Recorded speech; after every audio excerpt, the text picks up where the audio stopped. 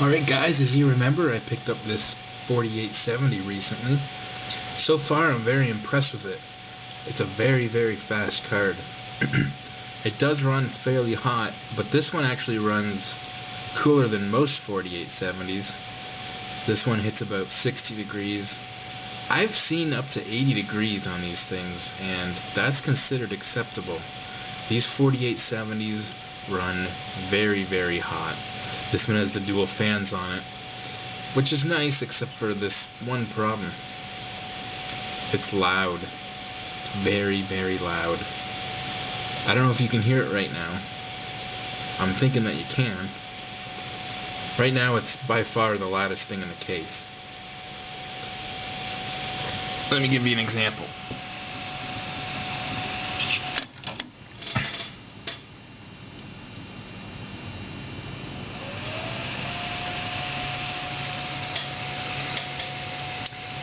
Pretty loud. Well, of course you can control it with software, right? Well, of course.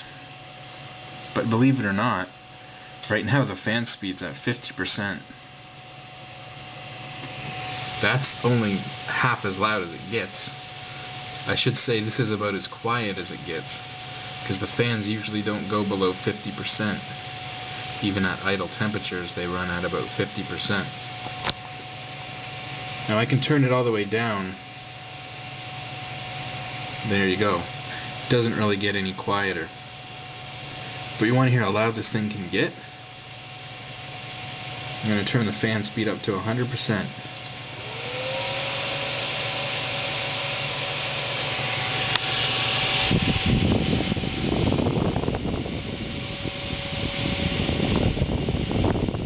You can feel the air blowing off from a foot away.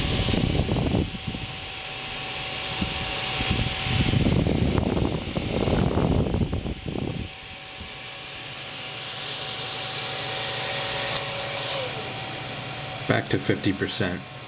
And like I said, 50% is where it normally sits at. Anyways, this is too loud, and I'm gonna have to do something about it.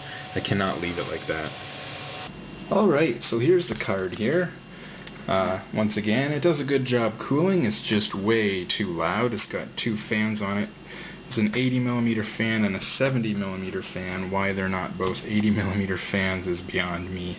It doesn't really make sense to have two fans side by side and not use the same fan. But anyways, we're going to start by taking the fans off.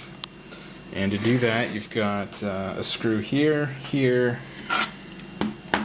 here, and here. Once you get the four screws out, remove the two power harnesses for the fans. There's one here and one here. Got the fans off. Gonna want to, of course, hold on to all this stuff. And now we're looking at the card here. It's still nice and warm. This is the stock heatsink on here. You can see there's 1, 2, 3 aluminum heat pipes running through it. It does an okay job, but I think we can do better. What did I have in mind? Well, this is the Arctic Cooling Accelero Twin Turbo. Now this guy's a fair bit bigger. We'll see that when I open the package. And it's got 4 copper heat pipes instead of 3 aluminum heat pipes, and 2 80mm fans. The important thing is that they're much slower spinning fans. This thing's going to be quite a bit quieter and hopefully cool just as good, if not even a little bit better.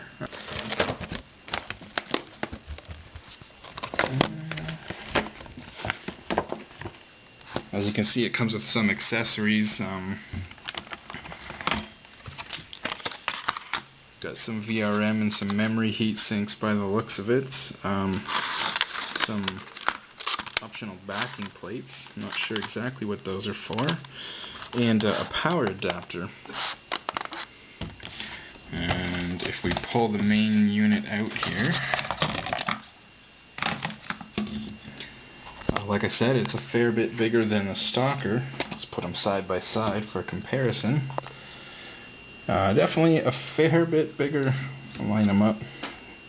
Fair bit bigger than the stock one. And with 1, 2, 3, 4 copper heat pipes. This is going to spread the heat out over a larger area, which is going to be a good thing. As you can see, there's already some thermal paste applied to it.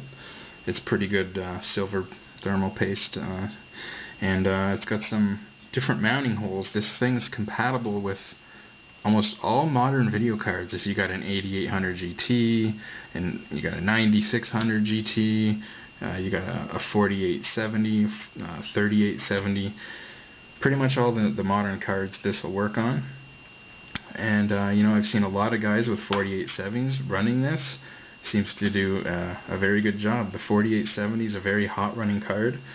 Even with these two fans on here blaring loud, this guy still gets up to about 70 degrees. So, and you know, some of the models get up to about 80 degrees, maybe just the ones with the single fans.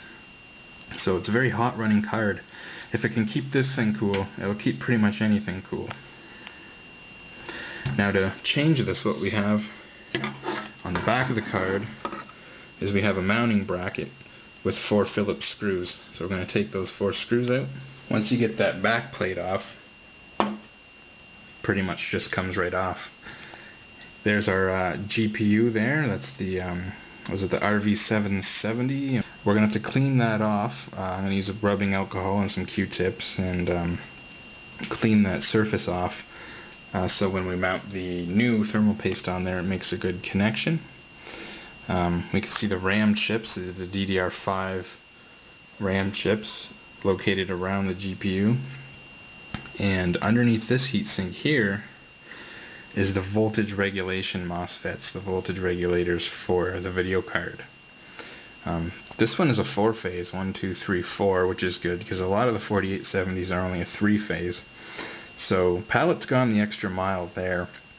And one problem with the 4870s is the temperature of the voltage regulators. The GPU is designed to handle it. I said that can get up to 80 degrees, but that's actually, you know, acceptable. It can handle that.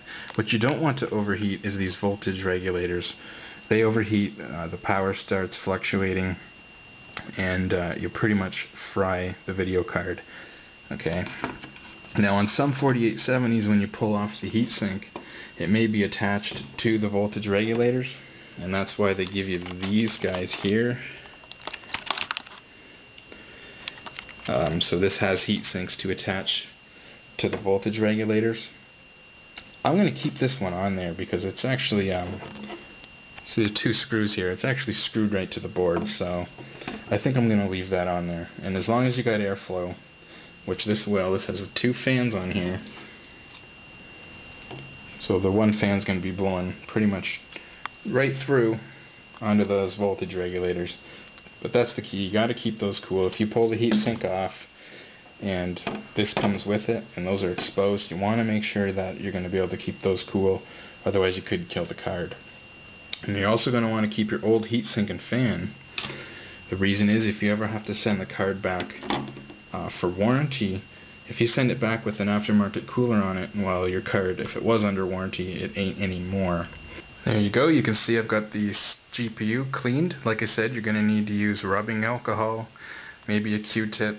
You want that thing to be clean when you put the new heatsink on there. First things first, once you get it running, keep an eye on your temperatures. You want to make sure this thing's installed properly and it's doing its job. Don't just jump in and start gaming and you end up frying the card. You know, you do something like this, monitor your temperatures for the next little while and make sure they're at least where they were, if not better. And of course, we're going to see how loud this is now. I'm hoping it's a significant amount quieter. So.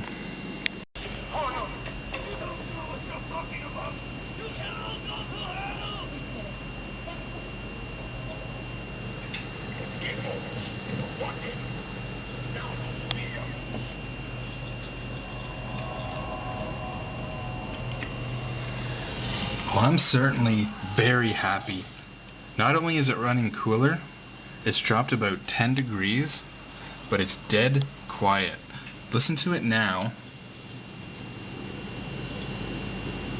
I mean, seriously, it barely makes any noise. From before to now is just an incredible difference. It's almost virtually silent now. and it was just a jet engine before. Really goes to show you the difference a good cooler can make. Not only have we dropped temperatures, still running great, but it's a lot quieter, and that's exactly what I wanted.